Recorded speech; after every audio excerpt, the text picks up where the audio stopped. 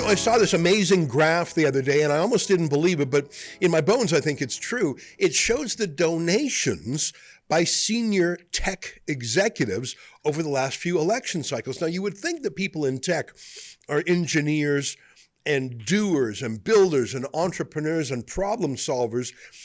You would think that by nature, those folks are right of center or conservative. I remember when I was a student at University of Calgary, whenever I was with the Young Reform Party handing out flyers, our best departments were engineering and management. We stayed away from the soft social sciences. But over the last generation, you can see how tech became colonized by leftists. And that's because the tech bros, the engineers, were soon replaced by HR specialists and censors and other more, I would call them more feminine activities. And I think this was crystallized by a series of those day in the life at Twitter videos that caused Elon Musk to purge 80% of the staff when he arrived. If you don't know the videos I'm talking about, here's one that just showed who started to work for tech with massive six-figure salaries over the last decade. Take a look. Hey guys, come to work with me at Twitter in Atlanta. This was my first time going into the office in such a long time, but it was nice to have a change of scenery from my apartment. Look at my coworker Bree, she's so cute. For lunch, we decided to go downstairs to Bar Vegan. If you haven't tried it before, it's a Black-owned restaurant inside of Ponce Market. We ordered the quesadillas with tots and then also got a fancy pants cocktail, and they were all really good, so I'll definitely be back. After lunch, we came back upstairs to an extremely empty office, but honestly, we were just so proud of our productivity. After work, we went back downstairs to Monero's to reward ourselves with some after-work margaritas. We stayed at happy hour until around 7 p.m. and then I finally headed home to enjoy a well-deserved bubble bath. Bye, guys. Yeah, when Elon Musk came aboard, he fired 80% of the staff, and I would put it to you that the product is stronger than ever. But my point is tech was colonized, and a lot of it was on purpose. For example, George Soros himself bankrolled various NGOs designed to change the terms of service for using tech platforms. He actually created an NGO called Change the Terms, which was to get tech companies themselves to ban and censor political activists on the right. Well, things are snapping back. You can see it in big tech investors, including that All In podcast. These are billionaires who have made their money in Silicon Valley and have historically voted Democrat, but they are swinging back to the right, partly appalled by the state of San Francisco, which has just become a drug-infested woke meltdown. And partly by Donald Trump. And I don't know, I think that there's just something going on out there. And the personification is Elon Musk, who himself has gone all in, not just campaigning grassroots level with Donald Trump, but setting up his own PAC called America PAC and giving away $1 million a day to people who sign up to his petition to support the First and Second Amendments. A lot going on. And when I want to think about the state of tech and politics, there's really only one name that comes to mind. We met him when he was a senior tech writer at Breitbart.com, and we've kept in touch with him as he's moved on to a different project. He's now the managing director of the Foundation for Freedom Online. You know who I mean, our friend Allum Bokhari, who joins us from Austin, Texas. Allum, it's great to see you again. Don't mind me rambling on there, but I really think there's movement. For the first time in memory, big tech is, if not leaning to the right, certainly showing its skepticism towards the woke left. That's new, isn't it? That is, it's new in a sense because, tech used to be somewhat balanced between Democrats and Republicans, but there was sort of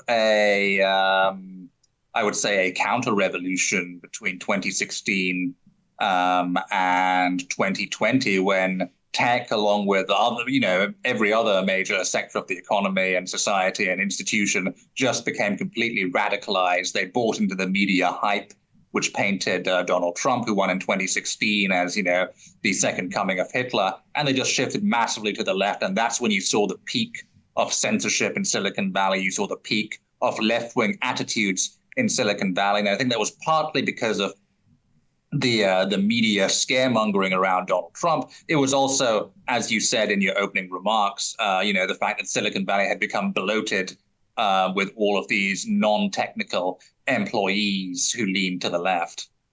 Yeah, now there still are major tech players who are obviously hard left-wing. I think of Benioff from Salesforce.com, even Mark Zuckerberg, who poured hundreds of millions into get out the vote strategies last time, which he claimed were neutral, but were so obviously designed to boost the Democrats. He has shown a little bit of remorse, I think, or embarrassment. I think he's tried to rebrand himself as a regular guy. And he wrote a letter a few weeks ago where he basically said, I'm not going to meddle this time. People took it the wrong way, and I'm going to be super neutral. I didn't believe a word of it. And I see in your old stomping grounds, Breitbart.com, a story basically highlighting James O'Keefe's latest sting, where a senior engineer at Facebook Meta admits that Facebook demotes anti-Kamala Harris posts and shadow bans conservatives. So Mark Zuckerberg might be telling the truth about his personal ideology, but his company is so large and it's so infested with leftists, they seem like they're censoring like it's 2020 again. Yeah, and that goes to the point you made earlier about Elon Musk coming into Twitter, formerly Twitter, now X, and cutting 80% of staff. Mark Zuckerberg, while he personally may not be planning to interfere in the 2024 election on the side of Kamala Harris, maybe his personal political viewpoints have changed. Maybe people around him at the top of Facebook, it's the same story. But I think censorship became so deeply ingrained in every major tech company between 2016 and 2020, spread out across their content moderation departments, their trust and safety departments, as well as all the NGOs and government agencies that they relied on for censorship advice, which are all pro-censorship. We cover them a lot at the Foundation for Freedom Online. That's so deeply ingrained that unless you do the kind of cutting we saw with Elon Musk and X, those systems are still going to live on. Those people in the content moderation department are still going to be there, and they're still going to be doing the same things. And I think that's why you see stories like the one you mentioned at Breitbart about the Facebook employee. Yeah, that Breitbart report was basically unpacking a video by James O'Keefe. Let's play a little bit of that video. This is Jeevan Gyawali, a senior software engineer at Meta. Let me show you the primary source. I was crediting Breitbart because that's where I saw the video, but it's actually James O'Keefe, the renowned undercover investigator. Here, take a look at the primary video with your own eyes. Oh, in Ohio said something about Kamala Harris isn't unfit to be a president because he doesn't have a child. Okay. That kind of shit is automatically demoted. Are they doing a good job protecting our democracy? Because I can see these right-wing groups setting up Instagram accounts or Facebook accounts for that matter, right? And just start posting disinformation, be like, Harris is blah blah blah. That's all going to be demoted 100%. The civic classifier is strong. Would the person who posted that would he be notified that? The person would not be notified, but there's these things that what we collect is if a bunch of items that. If at least a couple of items that a person has created has violated civic classifier, then they're also red listed. Called shadow banning? Shadow banning, okay, yeah. So they will be shadow banned. Correct. They will never be shown. But so they will see a dip in impressions and engagement, yeah. But they would not be officially warned of the reason why. Well, Alan, back to what you said there, I think it was so ubiquitous, this censorship and the phrase disinformation and misinformation and the community standards, this whole censorship industry and its related fact-checking industry, which was, of course, more opinion checking. If you had the wrong opinions, you would be checked. I think it became so ubiquitous that people just accepted that's how it is. It's sort of like, if I may refer to another debate, global warming. It's so pervasive, it's so ubiquitous that unless you're actively trying to dissent, it's like a fish that doesn't even know it's in water. It's so completely infused in everything. You have to be a real willful skeptic to oppose the global warming thesis. And I think maybe to defend some tech leaders, it just, everywhere they went, everyone was talking about it. It's all government asked them about when they would go to Congress or Parliament. The politicians were demanding it. And these engineering nerds who, think they're sophisticated masters of the universe, I think they got totally manhandled by the politicians. And I think they were scared that if they didn't comply, they would be absolutely destroyed through regulation. So I think they entered into a sort of partnership. And by the way, you can see some of the emails that have been disclosed through litigation that even big tech companies like Facebook were appalled by the censorship demands put on them, but they were scared. They were scared that if they didn't do what the FBI, CIA, Congress were demanding of them, that they would be in trouble. So to cut them a little bit of slack, I think it was absolute peer pressure.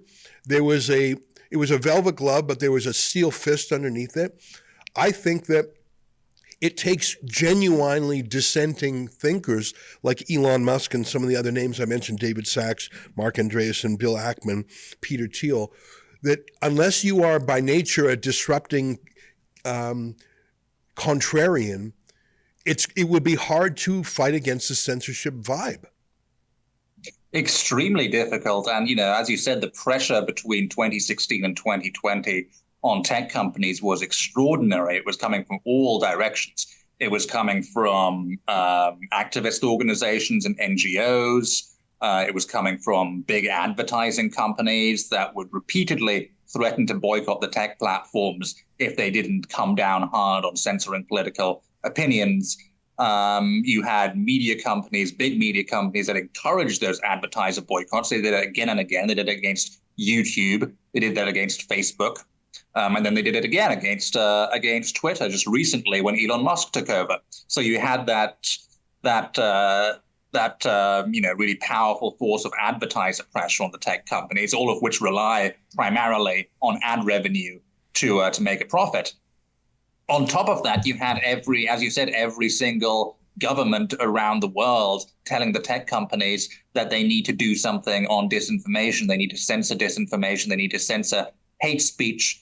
And that included, by the way, many U.S. government agencies, because 2016 to 2020 was this very strange period where Donald Trump was in office, but many of the government agencies were a law unto themselves, and they were kind of working to undermine him, including by encouraging tech platforms to censor his supporters. CISA, the Cybersecurity and Infrastructure Security Agency at DHS, was a big culprit involved in that in 2020. We've covered it a lot at the Foundation for Freedom Online. So all of these sources of pressure, advertisers, activists, NGOs, universities, the media, and government agencies, not just the US, but around the world, all of these combined to create this extraordinary pressure on the tech companies between 2016 and 2020. It was hard to see how any tech company could avoid caving in. And, that remained the case until just recently, where we had the simultaneous factors of Elon Musk taking over X and the House Judiciary Committee and other congressional committees investigating the censorship apparatus that the U.S. government supported.